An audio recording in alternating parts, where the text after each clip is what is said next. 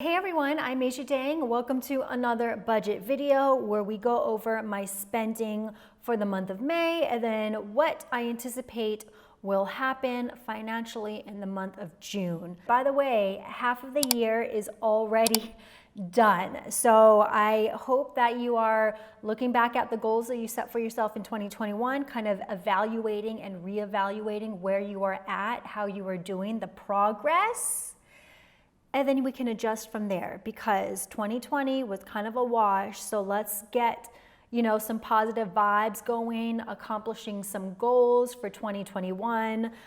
Speaking of that, I am planning to do kind of like how I kind of plan my bigger goals video in the next couple months for Q3, because you guys know I like to plan larger goals that I have in quarters. So I'm going to do a how to plan or how I plan my goals video in case you all are kind of lost and feeling a little daunting about it. So look forward to that. Anyways, let's focus. It's a budget video. Let's just get right into it. Food 6%, equipment is 3%, personal 13%, transportation, dogs, home goods, all 1%, donate 2%, I know, I'm sorry. Investments 66% and sinking funds at 9%. Now, one thing that is missing from my budget is rent, because I actually didn't pay rent this month. Brian paid rent.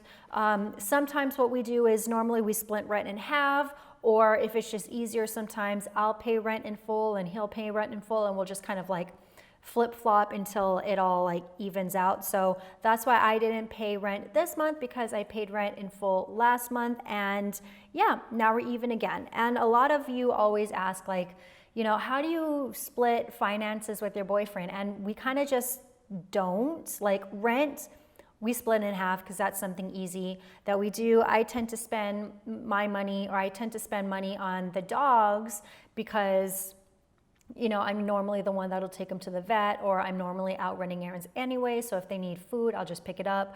Brian normally pays for utilities because it's something that we can like just automate, so he doesn't have to think about it. And then we kind of just flip flop on food and groceries. It's not something that we like strategically plan out and Venmo each other the balance. It's not like that. We kind of just go with the flow for most spending things, and that's kind of been working for us. So there you go.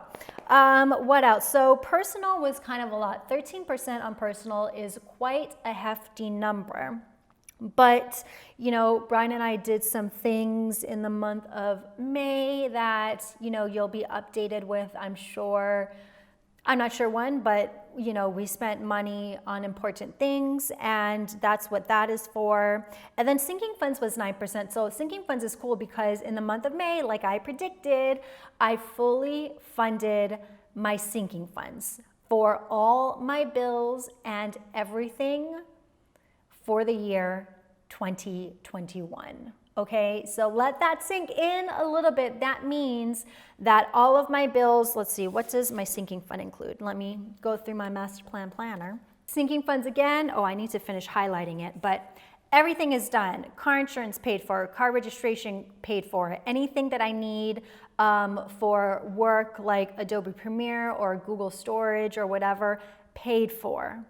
Holidays, this is the most exciting part. So this year is the first year I intentionally saved up for the holiday season. And holiday season doesn't just include Christmas, it includes Thanksgiving dinner if we have to travel anywhere, which we normally travel to Houston. So it includes travel fare and like an Airbnb stay. It includes boarding for the dogs. It includes gifts. It includes everything. So your girl saved up for the holiday season in May, which is so exciting. And then it also includes like other things like the doggy lawn, my gym membership, pet insurance that's due in October, and then their doggy daycare and all that stuff. So all of this is saved up. Some of it's already paid for the year of 2021. The whole year of 2021 is done.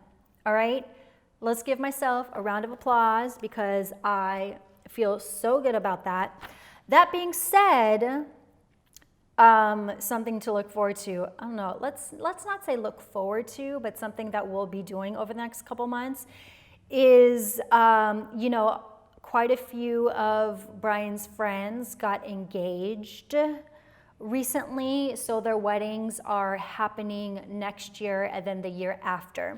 So I know a lot of you have asked me to do an updated sinking funds video because I haven't done a sinking funds video specifically talking about sinking funds and how to do it in a really long time. So because there are weddings coming up, not this year, thankfully, but next year and then I guess 2023, I will do a sinking funds video of how I would go about saving for something like a trip, because they will be, we already know one's going to be in North Carolina, one's going to be in Italy. So I'll show the process, I'll do that video and show the process of how to figure out how much money you want to save for something like that. And I know something like that is really important because bills are something that's obviously very easy and straightforward to save for, but maybe you want to save for a trip next year. How do you go about setting up a sinking fund for that? So look forward to that video over the next couple months. Investments was 66%. So the cool thing is because I didn't have to pay rent, I was able to add an extra $2,000 on top of my $8,000 goal. So I contributed $10,000 into investments. And remember, for investments, I'm grouping everything together to include like my retirement investments and then also home saving down payments. So that is lumped into everything. So that's very, very exciting. I'm not sure what the month of June and July are looking like because something happened with my work and there's kind of like is like this right now. So I'm not sure how consistent my payment is going to be for the next couple months because I feel like I might get lost in the shuffle. So I'm going to try and cut down, whatever that means, but cut down on my spending for the month of June just in case I don't get paid. And yes, I still do have a fully funded emergency fund, but if we can just like cut back a little, in case, again, I get lost in the shuffle in terms of payments with my jobs, then I will be okay. And if I have to dip into my emergency fund, I will. I anticipate not having to do that, but it's there in case I need it. What else? Good news, I got a tax refund for the first time ever. I got a tax refund for $300. And what did I do with it? I got a facial. I paid for my facial in cash. I paid for mani-pedis, and now the tax refund is gone. And do I regret it? No. But yeah, that's basically it for the month of May. The month of June, a couple things are going to be happening.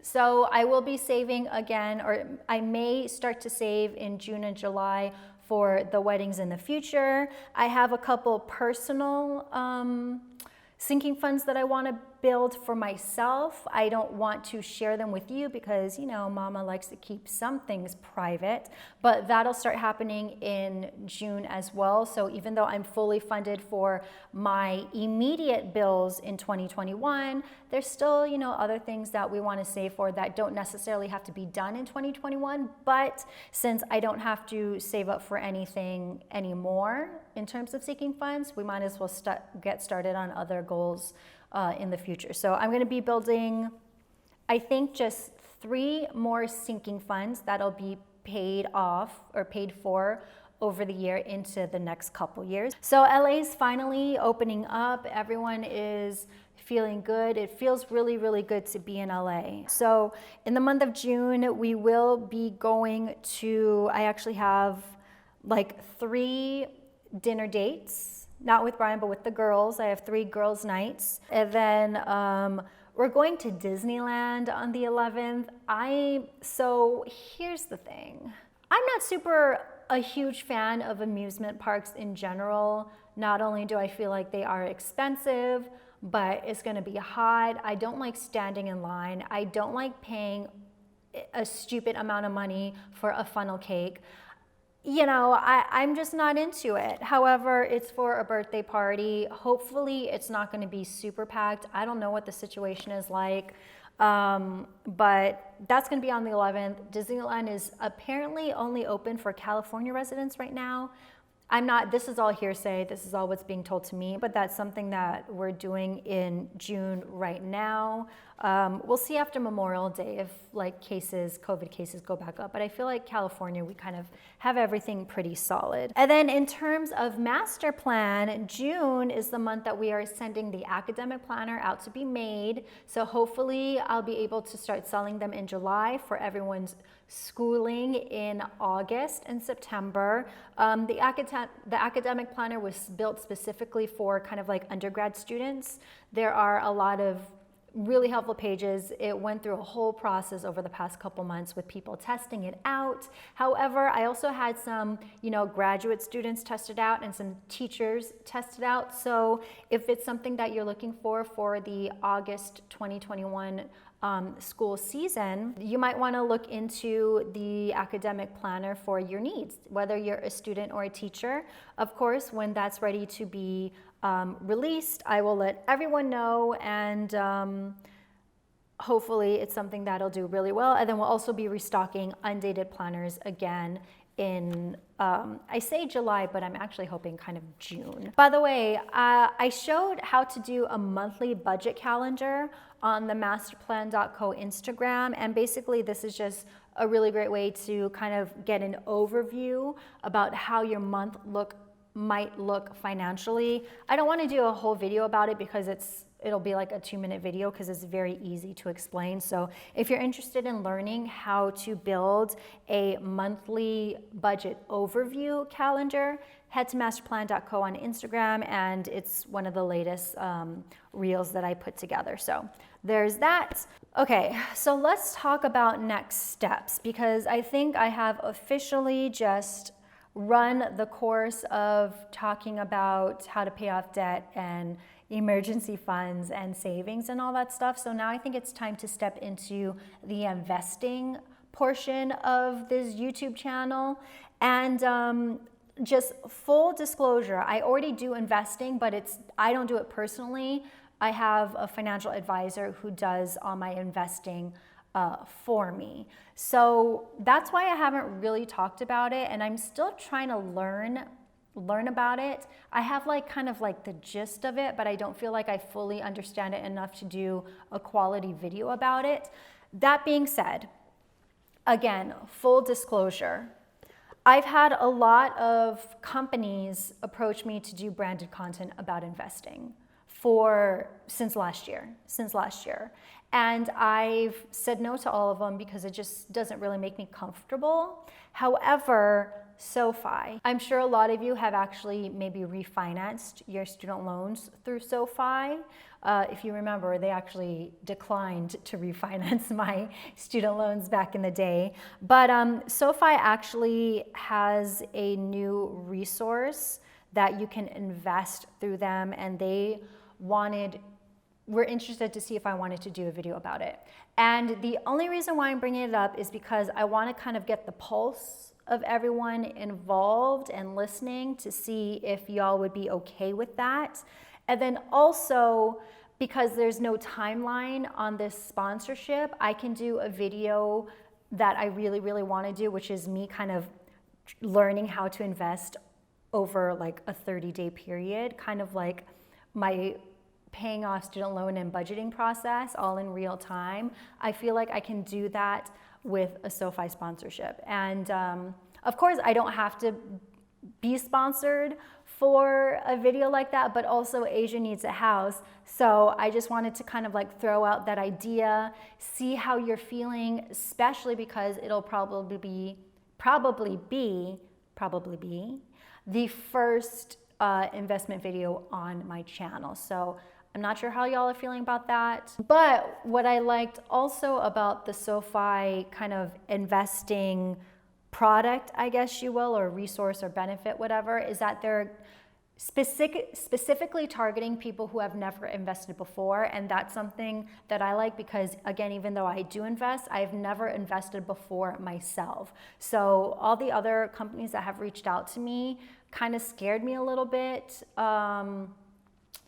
I don't know, it just seems like a lot of pressure to do a perfect video, where I feel like with this partnership with SoFi and investing, I feel like I can show y'all my mistakes through learning about investing, and we can all learn that way. But anyways, just wanted to like be full disclosure about the situation, and wanted to hear your thoughts about it. And then also, speaking of that, I have been trying to do investment audiobooks, and let me tell you, I can't get through like 10 minutes of it because they pull me to sleep. I am so bored. So I don't know if I'm just reading the wrong type of investment book, or I just like fully don't understand the concept and the terminology. But if you have like a beginner's guide to investing specifically, please let us know in the comment section. I would love to kind of just start reading up and learning more. So if you have any investment books or podcasts, or audiobooks that won't put me to sleep and aren't boring, please let me know in the comment section, because your girl's trying really hard. I really am, but just nothing is catching my eye. I don't know if it's just like, maybe I'm not super into learning about investing, or maybe the way it's written and talked about is just so boring and dated. I'm not sure what it is, to be honest, but let me know in the comments about what you like to read and how you taught yourself or learned more about it. So there's that. But yeah, that's it. I'm Aisha Dang. Thank you so much for watching this video. Again, it is June, so please do, if you were someone who planned out goals for your year, please do kind of check in on them and see how you're doing on them.